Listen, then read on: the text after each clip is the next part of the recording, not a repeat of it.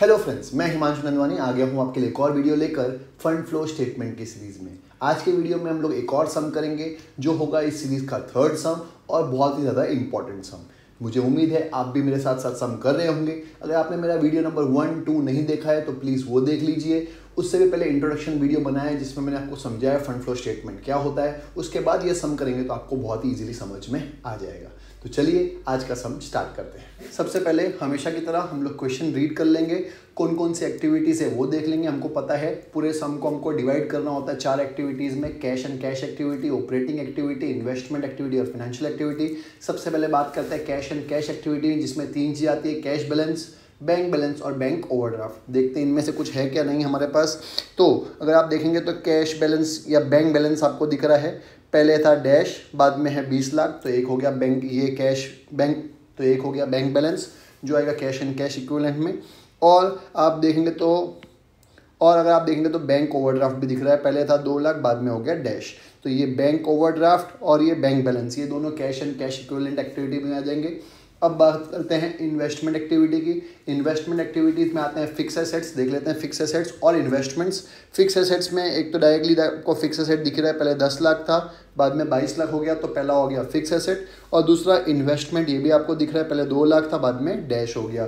तो ये दोनों कौन से हो गए, इन्वेस्टमेंट एक्टिविटी आ गई।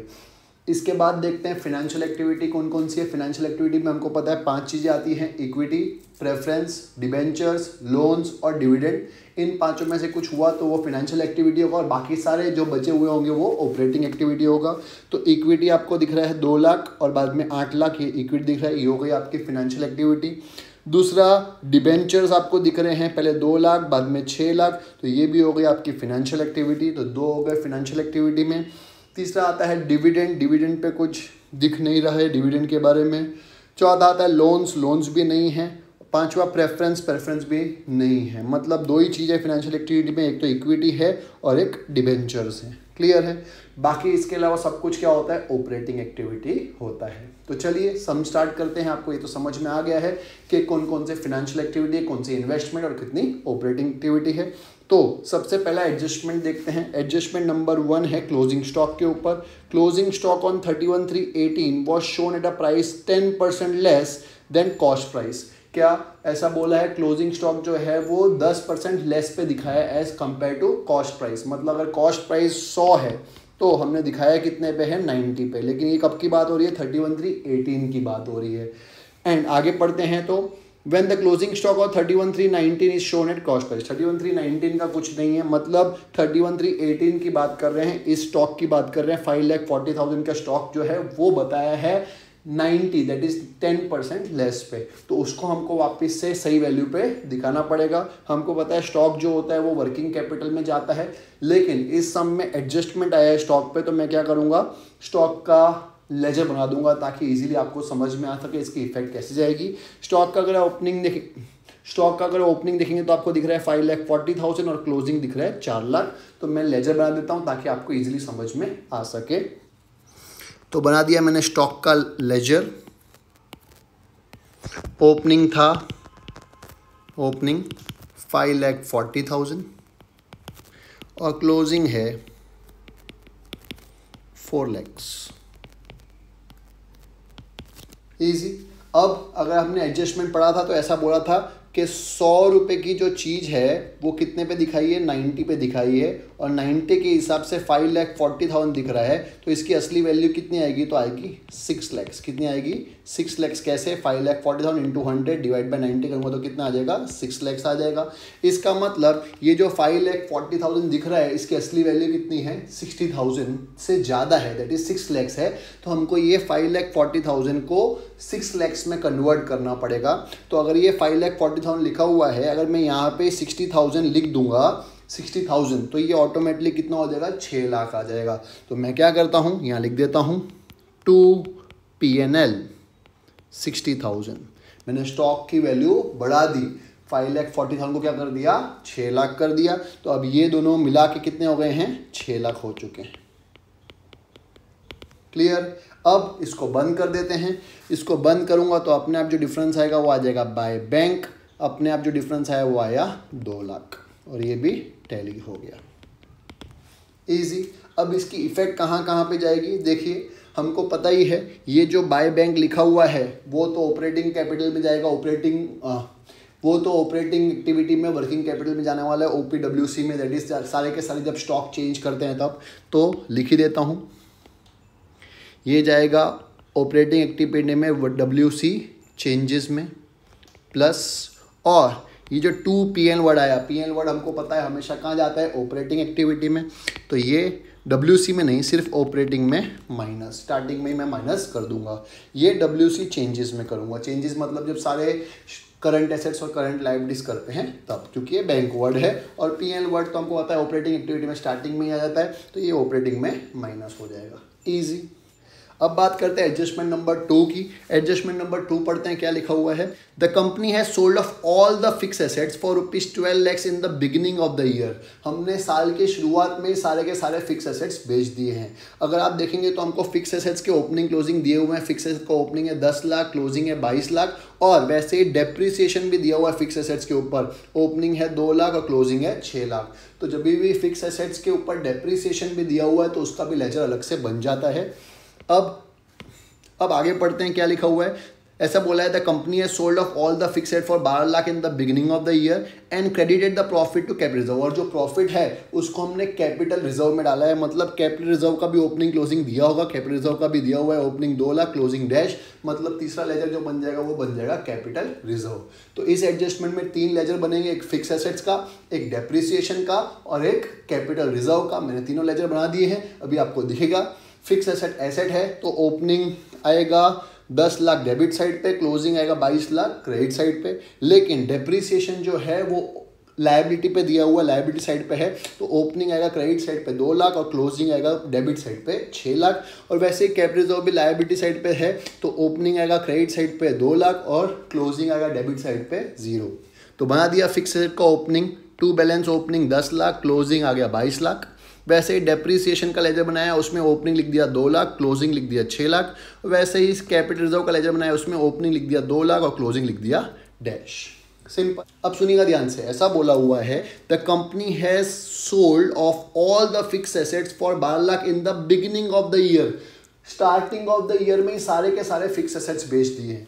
अब स्टार्टिंग ऑफ द ईयर में फिक्स एसेट्स कितना दिख रहा है, 10 लाख, लेकिन ये असली में 10 लाख नहीं है, ये 10 लाख माइनस 2 लाख है, क्योंकि 2 लाख का डेप्रिसिएशन भी तो स्टार्टिंग में लगा हुआ है। इसका मतलब जब खरीदा होगा तो ये 10 लाख की चीज़ होगी, लेकिन आज तक इसके ऊपर 2 लाख का डेप्रिसिएशन लग चुका है। मतलब इवन दो ये दिख रहा है 10 लाख, लेकिन इस पर 2 लाख का डेप्रिसिएशन लग चुका है, तो ये असली में 8 लाख की चीज़ है।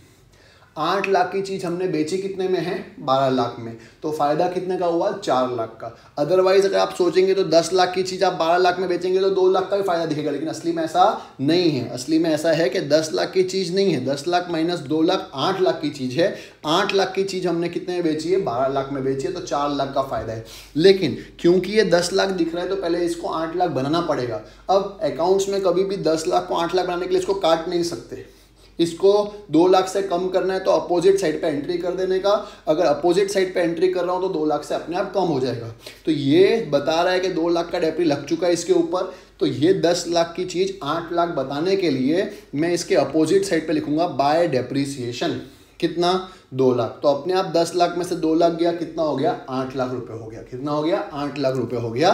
अब जैसे ही डेप्रिसिएशन का नाम आया, डेप्रिसिएशन में लिख दूंगा टू फिक्स एसेट। तो ये असली में 2 लाख कुछ नहीं है, काउंटर एंट्री की है मैंने, खाली अंदर बंद करने का लॉजिक सिर्फ इतना सा है कि ये जो 10 लाख दिख रहा है वो कितना दिखेगा, अब 8 लाख दिखेगा। क्यों, यहाँ पे 10 लाख लिख दिया, यहाँ पे 2 लाख लिख दिया, 2 लाख की काउंटर एंट्री यहाँ पे कर दी, तो ये 2 लाख तो अंदर ही बंद हो गया है। लेकिन ये 10 लाख अब कितना दिख रहा है, 8 लाख दिख रहा है। अब 8 लाख की चीज़ हमने कितने में बेची है, 12 लाख में, तो हमारे पास पैसा आया है। और हमको पता है जब भी पैसा आता है तो हम लोग वर्ड लिखते हैं बाय बैंक, तो यहाँ पे लिख दिया बाय बैंक सेल, कितना, 12 लाख रुपए है। और 8 लाख की चीज़ अपने 12 लाख में बेची, तो फायदा कितने का हुआ, 4 लाख।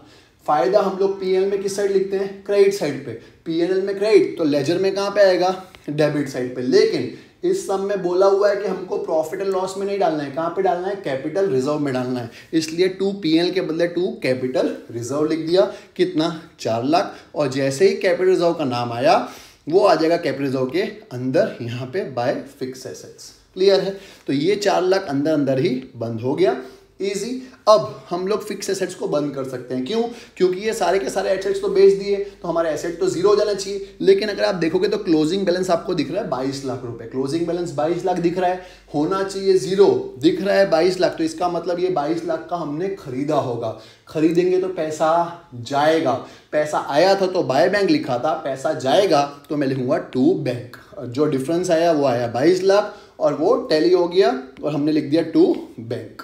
इजी है और ये हमारा टैली भी हो चुका है। इजी। अब बात करते हैं डेप्रिसिएशन को बंद करने की। डेप्रिसिएशन को बंद करूंगा तो अपने आप जो डिफरेंस आएगा उसको प्रॉफिट एंड लॉस में डाल दूंगा। क्यों? क्योंकि डेप्रिसिएशन कहाँ जाता है? प्रॉफिट एंड लॉस में जाता है। तो जो डिफरेंस है उसको मैंने लिख दिया बाय P&L, ये जाएगा P&L अकाउंट के अंदर। इजी। तो यहाँ लिख दिया बाय P&L 6 लाख। इजी है। अब इन दोनों की इफेक्ट दे देते हैं, क्योंकि अभी हमने फिक्स एसेट्स भी बंद कर दिया है और डेप्रिसिएशन भी बंद कर दिया है।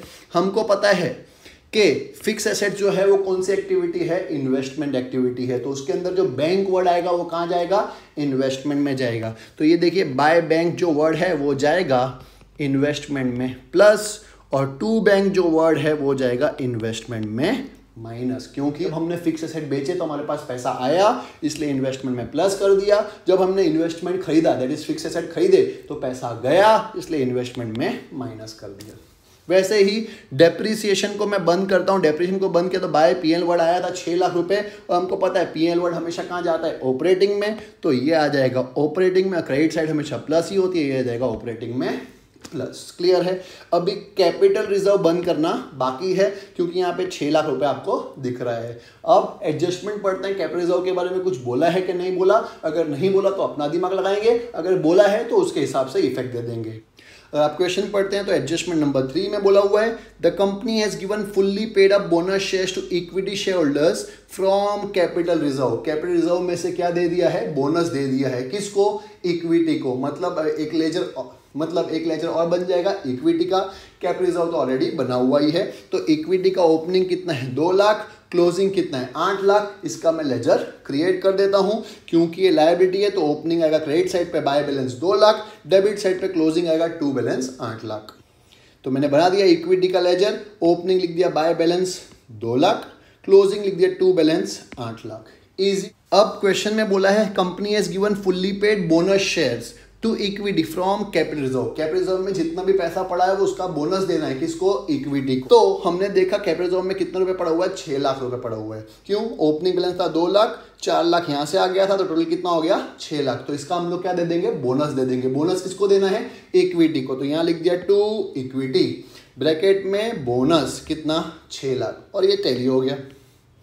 जैसे ही इक्विटी का नाम आया 6 लाख का, वो जाएगा इक्विटी में क्रेडिट साइड पे, ये रहा 6 लाख बाय कैपिटल रिजर्व के नाम से। तो ये भी टैली हो गया। मतलब अंदर इफेक्ट बंद हो गई है। 6 लाख का बोनस दे दिया, इक्विटी 6 लाख से बढ़ गया, लेकिन पैसा आया या गया है नहीं, तो कैश फ्लो स्टेटमेंट में कोई इफेक्ट नहीं आएगी, क्योंकि ना बैंक वर्ड आया है ना प्रॉफिट एंड लॉस वर्ड आया है। इजी। तो ये इक्विटी का भी काम खत्म और कैपिटल रिजर्व का भी काम खत्म। अब आगे बढ़ते हैं। नेक्स्ट एडजस्टमेंट जो दिया हुआ है वो है एडजस्टमेंट नंबर 4, जो है इन्वेस्टमेंट के ऊपर। इन्वेस्टमेंट हमने बेच दिया है 20% ऑन सेलिंग प्राइस के ऊपर। तो हम लोग क्या बनाएंगे? इन्वेस्टमेंट का लेजर बना देंगे। इन्वेस्टमेंट का ओपनिंग अगर आप देखेंगे तो 2 लाख दिया हुआ है, क्लोजिंग दिया हुआ है डैश, मतलब पूरा इन्वेस्टमेंट बेच दिया है। तो इन्वेस्टमेंट का लेजर बना दिया, ओपनिंग लिख दिया 2 लाख, क्लोजिंग लिख दिया 0।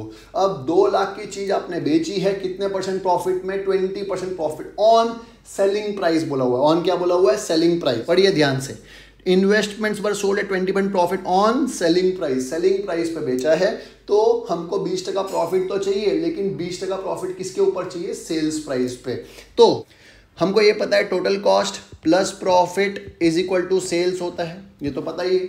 अब हमको बोला है 20% प्रॉफिट ऑन सेल्स प्राइस, तो मैं सेल्स को 100 लूंगा, प्रॉफिट आ जाएगा 20, ये अपने आप आ जाएगा 80। अब इन्वेस्टमेंट स्टार्टिंग में कितने का था? 2 लाख का था। 2 लाख की चीज हमने बेची है, तो यहां लिख दिया मैंने 2 लाख, और ये ऑटोमेटिकली क्वेश्चन मार्क आ जाएगा। तो 2 लाख इंटू 100 डिवाइड बाई 80 कर दूंगा, तो मुझे अपने आप सेल्स प्राइस मिल जाएगी। तो आएगा 2 लाख इंटू 100 डिवाइड बाई 80, तो आएगा 2,50,000। इसका मतलब मैंने इन्वेस्टमेंट बेचा है 2,50,000 में। इजी। तो यहाँ पे लिख दिया मैंने, क्योंकि मैंने बेचा है तो मेरे पास पैसा आया है तो यहाँ लिख दिया बाय बैंक कितना 2,50,000 और 2 लाख की चीज़ मैंने 2,50,000 में बेची है तो मुझे फ़ायदा हुआ है। फ़ायदा हमेशा जाता है पीएल में क्रेडिट साइड पे, पीएल में क्रेडिट तो लेजर में डेबिट, तो लेजर में आ गया टू पीएनएल, ईजी। तो जैसे ही पीएनएल का वर्ड आया वो मैं लिख दिया टू पीएनएल प्रॉफिट 50,000। अब मैं इन्वेस्टमेंट को भी बंद कर दूंगा, इन्वेस्टमेंट बंद हो चुका है। अब हमको पता है इन्वेस्टमेंट कौन सी एक्टिविटी है, इन्वेस्टमेंट एक्टिविटी है, तो ये जो बाय बैंक है वो जाएगा इन्वेस्टमेंट में प्लस, और टू पीएनएल वर्ड हमको पता है हमेशा कहाँ जाता है ऑपरेटिंग में, वो जाएगा ऑपरेटिंग में माइनस, ईजी। अब लास्ट सेकेंड एडजस्टमेंट की बात करते हैं। During the year company has paid 2 lakh on interim dividend. Interim dividend 2 lakh रुपए का भरा है, लेकिन इंटरिम डिविडेंड का ओपनिंग क्लोजिंग नहीं है, वो हमने स्टार्टिंग में देख लिया था, तो मैं उसका लेजर बना दूंगा, उसमें ओपनिंग क्लोजिंग 0 कर दूंगा। तो बना देते हैं इंटरिम डिविडेंड ओपनिंग 0 क्लोजिंग भी 0। अब 2 लाख का इंटरिम डिविडेंड पे किया है, पे करते तो पैसा जाता है, पैसा जाता है तो वर्ड कौन सा यूज होता है आपको पता ही है, टू बैंक। तो यहाँ लिख दिया टू बैंक 2 लाख, अपने आप जो डिफरेंस आएगा वो अगले साल का प्रोविजन बाय पीएनएल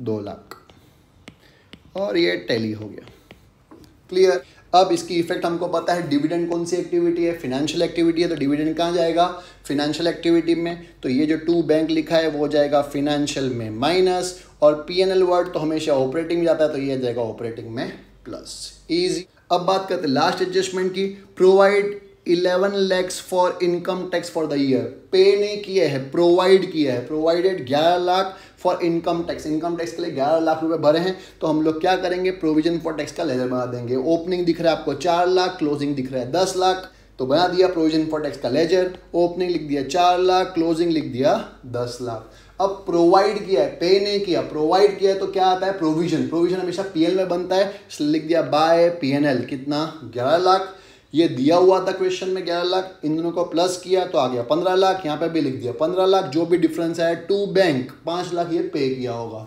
सिंपल है। अब इसकी इफेक्ट दे देंगे, पीएनएल वर्ड आया है तो ये कहाँ जाएगा, आपको पता है पीएनएल वर्ड हमेशा ऑपरेटिंग में प्लस जाता है, लेकिन टू बैंक आया है। अब प्रोविजन फॉर टैक्स कौन सी एक्टिविटी है, ऑपरेटिंग एक्टिविटी है, लेकिन ये लास्ट में माइनस होता है। अगर आपको फॉर्मेट याद हो, पिछले सब में भी बताया टैक्स हमेशा माइनस होता है, लेकिन लास्ट में, तो ऑपरेटिंग में माइनस, लेकिन कब, लास्ट में, एकदम लास्ट में माइनस कर दूंगा, इजी। अब देख लेते हैं कुछ रह तो नहीं गया, जो रह गया उसकी इफेक्ट दे देंगे। सबसे पहले इक्विटी हो चुका है, जनरल रिजर्व बाकी है, तो जनरल रिजर्व का जो डिफरेंस आएगा 2 लाख का वो जाएगा ऑपरेटिंग में प्लस, तो यहां लिख देता हूं जनरल रिजर्व 2 लाख ऑपरेटिंग में प्लस। जनरल रिजर्व के बाद कैपिटल रिजर्व हो चुका है, प्रॉफिट लॉस से सम स्टार्ट होता है, डिबेंचर्स बाकी है, पहले 2 लाख था अभी 6 लाख हो गया है, तो जब अपने आप तो डिबेंचर बढ़ नहीं जाएंगे, मैं डिबेंचर बांटूंगा, डिबेंचर बांटूंगा तो लोग मुझे पैसा देंगे, मेरे पास पैसा आएगा, पैसा आएगा, डिबेंचर कौन सी एक्टिविटी है, फिनेंशियल, पैसा आएगा तो जाएगा फिनेंशियल में प्लस, तो लिख दिया डिबेंचर्स 4 लाख फिनेंशियल में प्लस। डिबेंचर के बाद डेप्रिशिएशन फिक्स एसेट हो चुका है, creditors bills payable working capital last में करेंगे हम लोग, बैंक ओवरड्राफ्ट हो चुका है, हमको पता है cash and bank overdraft cash and cash activity last में आएगा, प्रोविजन फॉर टैक्स हो चुका है, फिक्स एसेट हो चुके हैं, इन्वेस्टमेंट हो चुके हैं, स्टॉक पे लेजर बना चुका हूँ, बचा डेटर्स और bank balance, bank balance last में टैली करने के काम आएगा, खाली बचा डेटर्स, तो डेटर्स भी वर्किंग कैपिटल में जाएगा। तो 3 चीज बची है, क्रेडिटर्स बिल्स पेबल और डेटर्स। हमको पता है क्रेडिटर्स बिल्स पेबल डेटर्स में क्या होता है, फायदा मतलब माइनस, नुकसान मतलब प्लस, तो लिख दिया फायदा इक्वल्स टू माइनस, नुकसान इज इक्वल टू प्लस। सबसे पहले बात करते हैं क्रेडिटर्स की। क्रेडिटर्स लायबिलिटी होती है, पहले लायबिलिटी 3 लाख की थी, अभी कितनी है, क्योंकि 9 लाख की, क्योंकि क्रेडिटर्स मतलब लायबिलिटी बढ़ गई, लायबिलिटी बढ़ गई मतलब नुकसान है, नुकसान मतलब प्लस, तो 6 लाख प्लस हो जाएगा। कहां पे, OPWC में क्रेडिटर्स 6 लाख प्लस। इसके बाद बिल्स पेबल, बिल्स पेबल पहले 1 लाख था, अभी कितना हो गया 5 लाख, बिल्स पेबल भी लायबिलिटी बढ़ गई मतलब नुकसान, नुकसान मतलब प्लस, तो लिख दिया बिल्स पेबल 4 लाख प्लस। और लास्ट में डेटर्स, डेटर्स पहले 4,60,000 थे, अभी 6 लाख हो गए, डेटर्स बढ़ गए, डेटर्स एसेट होता है, एसेट बढ़ गया मतलब फायदा है, फायदा मतलब माइनस, तो लिख दिया डेटर्स 1,40,000 माइनस, इजी। ये हमारा सब कुछ कंप्लीट हो गया काम। अब हम लोग फॉर्मेट बनाएंगे और सम को कंप्लीट कर देंगे क्योंकि सारी मेहनत हम लोग कर चुके हैं। तो फॉर्मेट ऐसा बनेगा, particulars rupees rupees rupees. Sum start होते हैं हमेशा cash flow from operating activities, तो हेडिंग डाल दी a cash flow from operating activity. और सम हमेशा स्टार्ट करते हैं पीएनएल के क्लोजिंग माइनस ओपनिंग से। तो पीएनएल का क्लोजिंग बैलेंस ढूंढते हैं। पीएनएल का क्लोजिंग बैलेंस था 0 डैश और ओपनिंग बैलेंस है -2 लाख। तो लिख दिया 0 माइनस 2 लाख, सिंपल है। तो ये +2 लाख से हमारा सम स्टार्ट हो गया। क्यों? क्योंकि ये भी 0 है, ये माइनस है और यहाँ पे भी माइनस करना है क्योंकि ये 2 लाख नेगेटिव है। तो नेगेटिव नेगेटिव क्या हो गया? पॉजिटिव। तो +2 लाख से हमारा सम स्टार्ट हो जाएगा।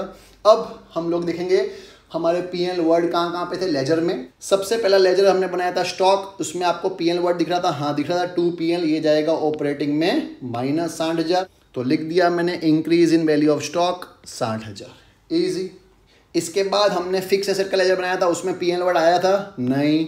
डेप्रिसिएशन का बनाया था, उसमें पीएनएल वर्ड आया था? हाँ आया था। कितना? 6 लाख ऑपरेटिंग में प्लस डेप्रिसिएशन के नाम से। तो लिख दिया depreciation fix assets 6 lakh, easy. इसके बाद कैपिटल रिजर्व, उसमें पीएनएल वर्ड नहीं आया था। इक्विटी, उसमें पीएनएल वर्ड नहीं आया था। इन्वेस्टमेंट, इसमें पीएनएल वर्ड आया था, ये रहा 50,000 ऑपरेटिंग में माइनस। तो वो लिख दूंगा प्रॉफिट ऑन इन्वेस्टमेंट 50,000 माइनस। तो लिख दिया profit on sale of investment 50,000 minus, easy. इसके बाद प्रोविजन फॉर टैक्स है, उसमें भी पीएनएल वर्ड आया था, वो रहा ऑपरेटिंग में प्लस 11 लाख। तो लिख दिया provision for tax 11 lakh plus. के बाद हमने इंटरिम डिविडेंड का लेजर बनाया था, उसमें भी पीएनएल वर्ड आया था, कितना? 2 लाख। तो वो भी लिख दिया इंटरिम डिविडेंड 2 लाख। क्लियर है? यहाँ तक का टोटल किया तो आ गया 21,90,000। अब इसको बोलेंगे cash flow from operating activity before working capital, working capital से पहले। वर्किंग कैपिटल में हमको पता है ये तीनों चीज है और साथ में स्टॉक में भी है 2 लाख की चीज। तो ये चारों चीज 1 2 3 और ये 4 चीज हम लोग डाल देंगे क्योंकि स्टॉक इस बार अलग से एडजस्टमेंट बनाया था। तो ये चारों चीज हम लोग डाल देंगे, 2 lakh plus, 6 lakh plus, 4 lakh plus और 1,40,000 माइनस। तो ये लिख दिया 2 lakh plus, 6 lakh plus, 4 lakh plus और 1,40,000 माइनस। इन सब का नेट इफेक्ट आया 10,60,000 प्लस में। इन दोनों को प्लस किया तो हम लोग पहुंच गए 32,50,000। ये बोलेंगे cash flow from operating activity before tax. सिर्फ टैक्स बाकी है, टैक्स माइनस कर देंगे। टैक्स में भी हमने लेजर बनाया था, लास्ट में माइनस करना था, लिखा ही था। तो ये रहा प्रोविजन फॉर टैक्स, लास्ट में माइनस करना था कितना? 5 लाख। तो मैंने माइनस कर दिया टैक्स पेड 5 लाख माइनस और ये आपका आंसर आ गया ऑपरेटिंग का 27,50,000। ये ऑपरेटिंग एक्टिविटी खत्म हो गई। अब आएगी cash flow from investment activity. Investment activity में हम लोग को सिर्फ 2 ही लेजर पे ध्यान देना है, एक फिक्स एसेट्स पे और इन्वेस्टमेंट पे। सबसे पहले फिक्स एसेट्स की बात करते हैं। बाय बैंक लिखा है 12 लाख, वो जाएगा इन्वेस्टमेंट में प्लस। टू बैंक 22 लाख, वो जाएगा इन्वेस्टमेंट में माइनस। और इन्वेस्टमेंट में बाय बैंक लिखा है 2,50,000, वो जाएगा इन्वेस्टमेंट में प्लस। 3 चीजें आएंगी, ये तीनों चीज लिख दी। इसका टोटल आएगा -7,50,000। लास्ट आता है financial activity. Cash flow from financial activity में हमको पता है 5 चीज आती है, इक्विटी, प्रेफरेंस, डिबेंचर, लोन और डिविडेंड। इस सब में इक्विटी टैली हो गया था, कोई डिफरेंस नहीं आया था, ना बैंक वर्ड आया था ना पीएल वर्ड आया था। और बचा क्या? एक डिबेंचर्स बचा हुआ है और एक डिविडेंड बचा हुआ है। डिबेंचर में 4 लाख फाइनेंशियल में प्लस है और डिविडेंड में 2 लाख फाइनेंशियल में माइनस। तो लिख दिया डिबेंचर 4 लाख प्लस और dividend 2 lakh minus. Net effect आ गई 2 लाख की। अब तीनों आंसर मिल चुके हैं। ऑपरेटिंग का आंसर है इतना, इन्वेस्टमेंट का आंसर है इतना और फाइनेंशियल का आंसर है इतना। तीनों को प्लस कर दिए, A plus B plus C, तो आ गए 22 लाख पे। इसमें प्लस करूंगा ओपनिंग बैंक बैलेंस या ओपनिंग ओवरड्राफ्ट माइनस करूंगा। देखते हैं क्या है। ओपनिंग बैंक बैलेंस तो नहीं है, 0 है। ओपनिंग बैंक ओवरड्राफ्ट जरूर है 2 लाख, इसको मैं माइनस कर दूंगा। तो ओपनिंग बैंक ओवरड्राफ्ट मैंने माइनस कर दिया। 22 लाख में से 2 लाख माइनस हुआ तो कितना आ गया? 20 लाख। यही आपका क्लोजिंग होना चाहिए। तो बैंक बैलेंस का क्लोजिंग कितना दिख रहा है? 20 लाख और बैंक ओवरड्राफ्ट का क्लोजिंग है ही नहीं, तो 20 लाख हमारा राइट हो गया। ये भी 20 लाख आया। हमारा मेन क्वेश्चन में भी बैंक बैलेंस का क्लोजिंग 20 लाख है। ये बताता है हमारा सम कंप्लीट हो चुका है और राइट है। मुझे उम्मीद है आपको समझ में आया होगा। कोई डाउट हो तो कमेंट सेक्शन में जरूर लिखिएगा, तो मैं आपके डाउट्स क्लियर करने की कोशिश जरूर करूंगा। अदरवाइज मिलते हैं नेक्स्ट वीडियो में एक नए सम के साथ। तब तक अगर आपने मेरे चैनल को सब्सक्राइब नहीं किया तो प्लीज़ सब्सक्राइब कर दीजिएगा और अगर आपको मेरे वीडियोस अच्छे लग रहे हैं तो फ्रेंड्स के साथ ज़रूर शेयर करिएगा। Bye bye.